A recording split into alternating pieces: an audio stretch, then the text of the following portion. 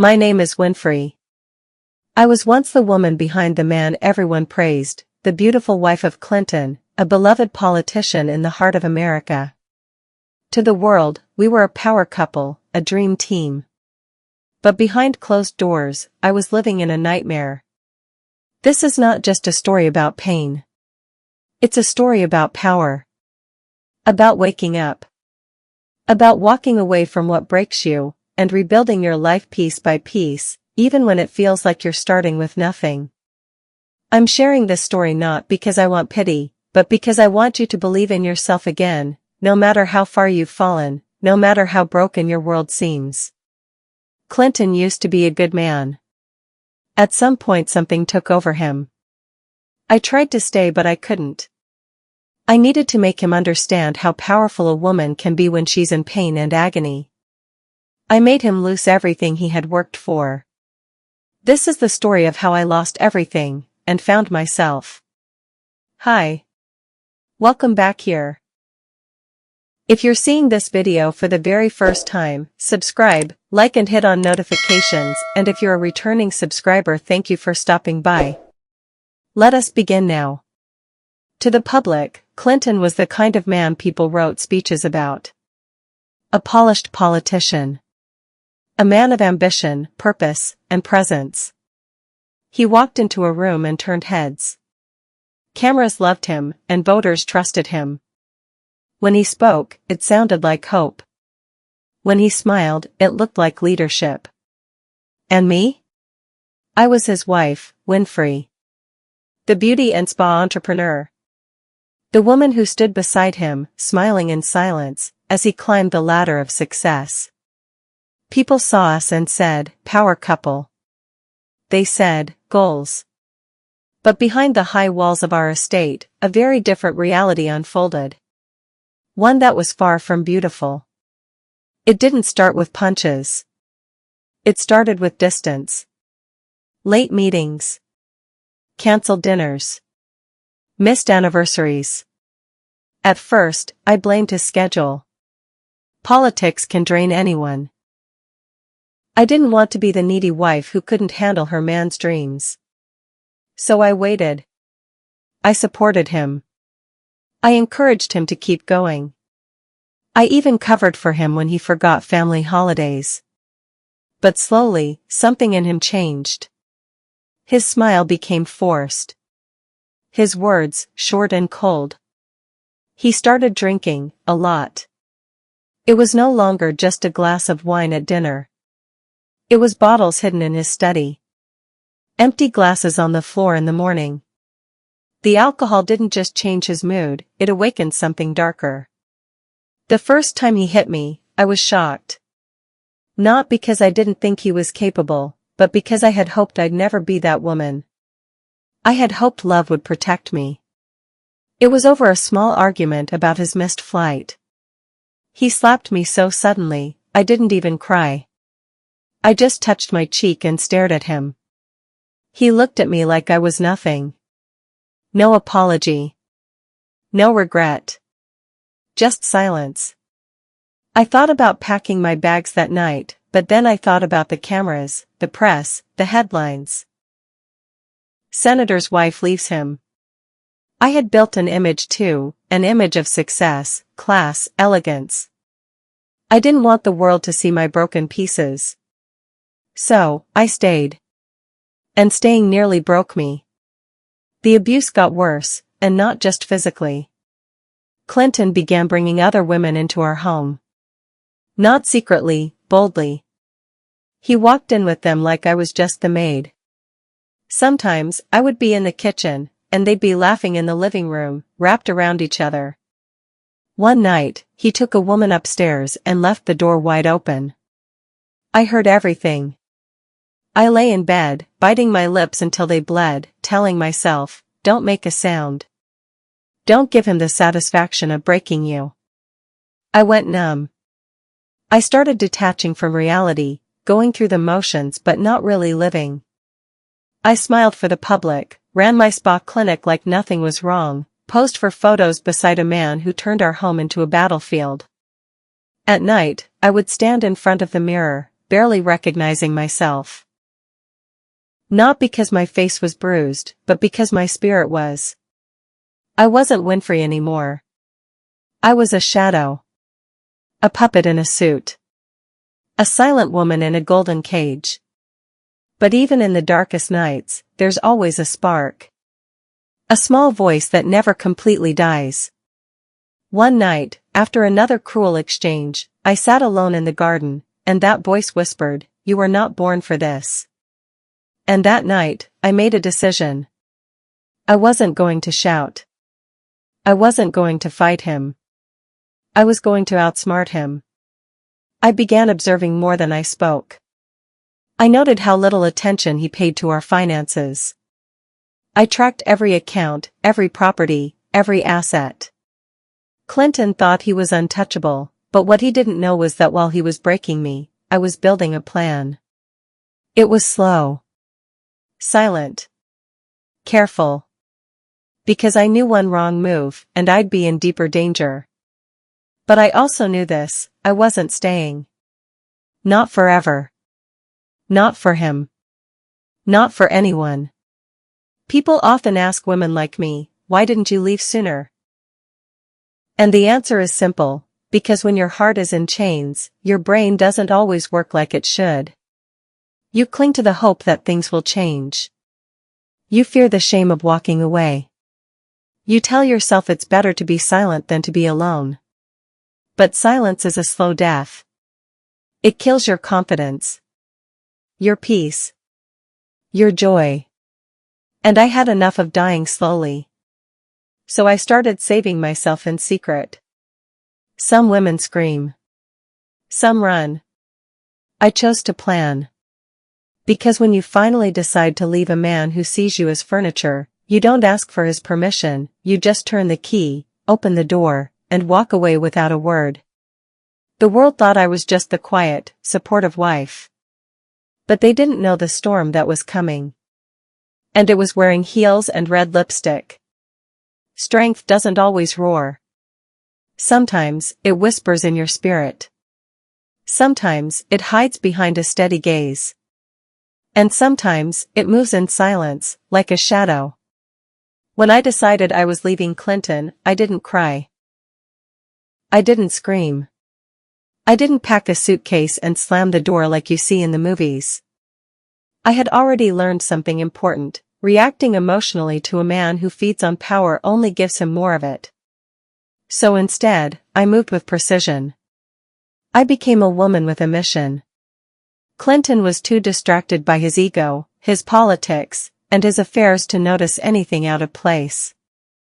That worked in my favor. He thought I would never leave.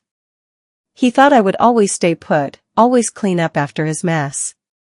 What he didn't know was that while he was getting drunk in the arms of his mistresses, I was preparing my escape with the calm of a chess master. First, I sold the estate in England. He had forgotten it was listed under both our names, and since he hadn't touched the paperwork in years, it was easy for me to sign the documents, move the funds, and close the account. The money went straight into a private account he didn't even know existed. Next came the vacation house in California. I had that property cleaned out, staged, and listed quietly. Within weeks, it was sold, and the funds were redirected. I wasn't just running away, I was taking back what was mine. Then, I started withdrawing from our joint account. Not in one big swoop, but in pieces. A few thousand here, a few thousand there. Enough to go unnoticed by a man who only glanced at statements, not details. The last step was our main house, the very house where I had cried, bled, and endured years of humiliation. I hated that house, not because of how it looked, but because of what it reminded me of. It wasn't a home. It was a prison dressed in marble and chandeliers. So I sold it.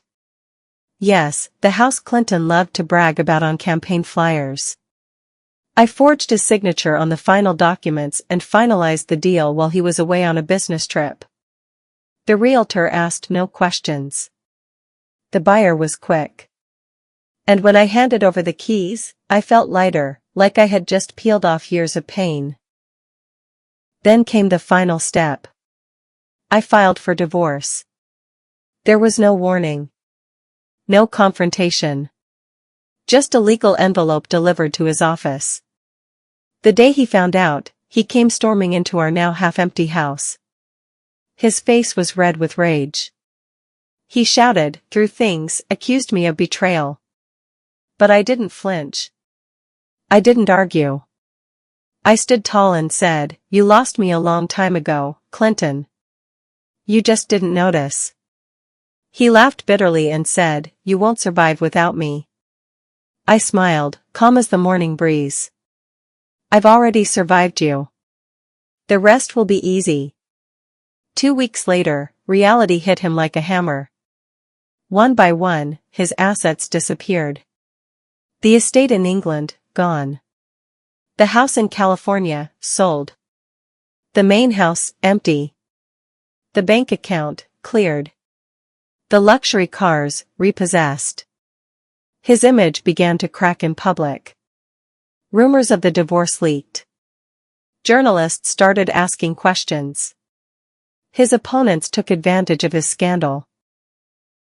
The very platform he had built on the image of a loving family man was now burning to the ground. He tried to reach me through mutual friends. He even showed up at one of my clinic openings, uninvited, trying to talk.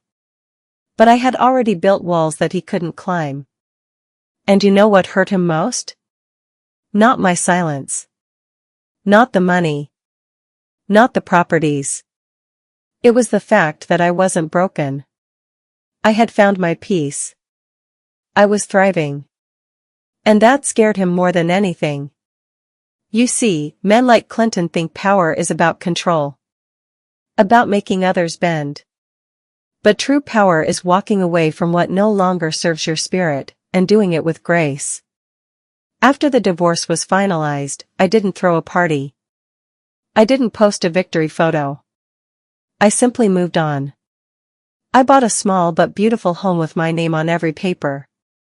I invested in expanding my spa brand, launching 2 more branches in major cities. I started speaking to women's groups, sharing not just my story, but the strategies I used to survive and rise. Some people asked why I didn't take him to court for more. I tell them, because I didn't want revenge. I wanted freedom. And I got exactly that. Revenge is noisy. But freedom? Freedom is quiet.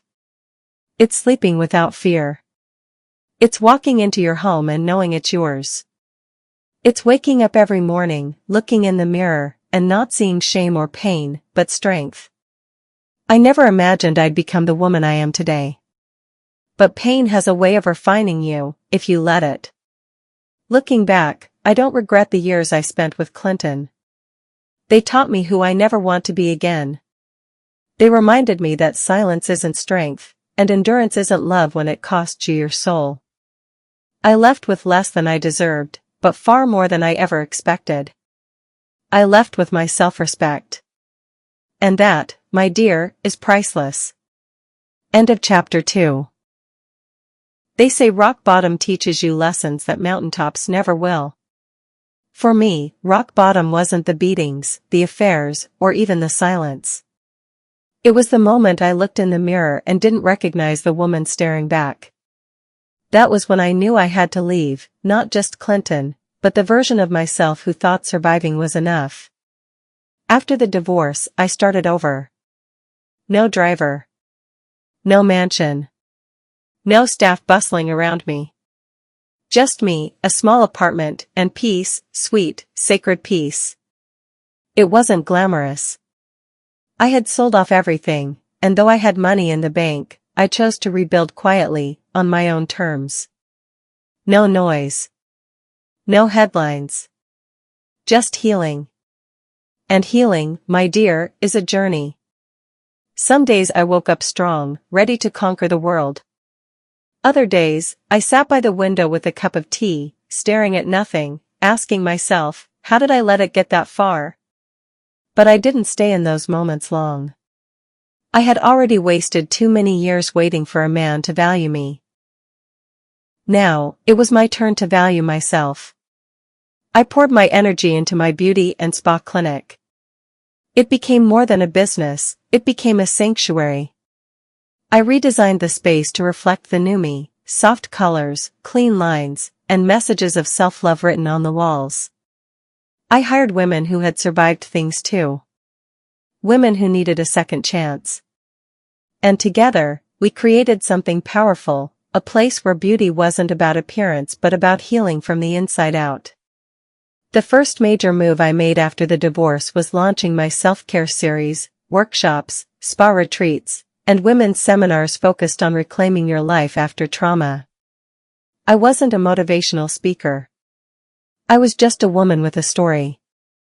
But that story started resonating with thousands. I told the truth. I shared the ugly parts. The nights I slept on the bathroom floor. The mornings I wore makeup over bruises. The moments I questioned my own worth. And slowly, other women began to open up too. Some were in marriages like mine. Others were recovering from different forms of abuse, emotional, verbal, financial. But one thing we all had in common was that we had once forgotten our power. So we reminded each other. We cried. We laughed. We healed together. The media tried to sensationalize the divorce, especially when they realized Clinton had all but disappeared from the spotlight. He'd lost his re-election campaign. His political allies distanced themselves. His reputation took a permanent hit. But I never spoke publicly about him, not out of fear, but out of freedom. I had no desire to relive that chapter. It was closed. Done. He didn't get to take up space in my new life. One day, about a year after the divorce, I received a letter in the mail. Handwritten. From him. He apologized. Said he realized what he'd done. That he missed me. That he had lost everything when he lost me. I read the letter. Folded it. Burned it. Forgiveness doesn't always mean reconciliation. Sometimes it means you no longer carry the weight of someone else's sin. That day, I truly let go. I wasn't angry. I wasn't bitter. I was just free. And freedom, let me tell you, is not quiet. It is a roaring flame that lights up every room you walk into. It shows up in the way you walk, the way you speak, the way you dream again. Freedom doesn't whisper, it sings. I started traveling again. Took my first solo trip to Greece. Walked barefoot on the beach. Took photos of the sunset. Ate dinner alone and smiled through every bite. I started dancing again, badly, but happily. I reconnected with old friends. I learned how to love myself the way I had once begged to be loved by a man who couldn't even see me. Eventually, I bought a new home. Not a mansion, but a place that felt like me. Every pillow, every plant, every picture on the wall told a story of a woman who had survived the fire and came out shining. People ask me now, Winfrey, how did you do it? How did you rebuild your life? And I tell them this. 1. I stopped waiting to be rescued. No one was coming. Not my parents. Not the press. Not God in a flash of lightning. I had to choose myself. 2. I took one step at a time. Not leaps. Not jumps. Just daily decisions to heal, to try, to grow. 3. I refused to let pain define me. Yes, it shaped me. But I am not what happened to me. I am what I chose to become after. 4. I made peace with my past. I didn't erase it. I honored it. I told the truth about it. And then I moved on from it. 5. I helped others while helping myself. Healing is not just about rising. It's about reaching back and pulling someone else up, too. Now, when I walk into a room, people see strength. They see grace. They see a woman who didn't just survive, she bloomed. I still get nervous. I still have wounds. But I also have joy. Deep, rich, earned joy. And to any woman reading this, standing where I once stood, thinking there's no way out, please believe me when I say, there is. You are not stuck. You are not powerless. You are not invisible. You are worthy. And one day, not far from now, you'll look back and thank yourself for not giving up. You'll thank the version of you that packed your pain, your hope, and your courage, and walked away. So here's to the woman I was, the woman I became, and the woman I'm still becoming. My name is Winfrey. I was once the wife of a politician. Now, I'm the author of my own story. A quiet betrayal, emotional story yet inspiring and motivational, right? Have you ever found yourself in such a messy situation before? How did you handle? Let us know in the comments section. Kindly subscribe for more stories like this.